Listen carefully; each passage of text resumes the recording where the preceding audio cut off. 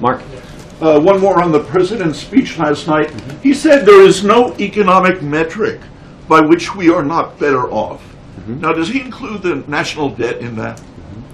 Well, what the president has noted is that when you evaluate the deficit has actually fallen by 2/3 since he's taken office. And the way that we measure that is the way that economists evaluate it. They don't look at just the sum total.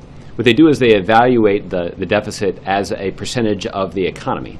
That's a more effective and precise way to evaluate the impact of the deficit on our economy. And by that measure, the deficit has been brought down by 2/3 since the president took office. What about the debt, which has gone up 70% on his watch? Yeah.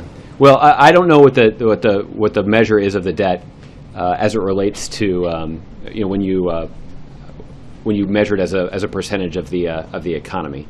But I can tell you that the president continues to be committed to the kinds of fiscally responsible policies that were important to getting our debt and deficit under control when the president first took office.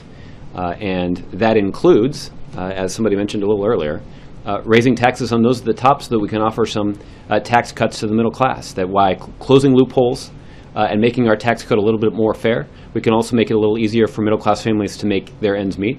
And we can do that in a way that doesn't exacerbate the federal deficit. Might he concede that the debt is not a metric that shows we're better off? Well, I think he would concede, as I would, that the raw math shows that the debt has increased. But the steps the president has taken have been important to improving our fiscal picture.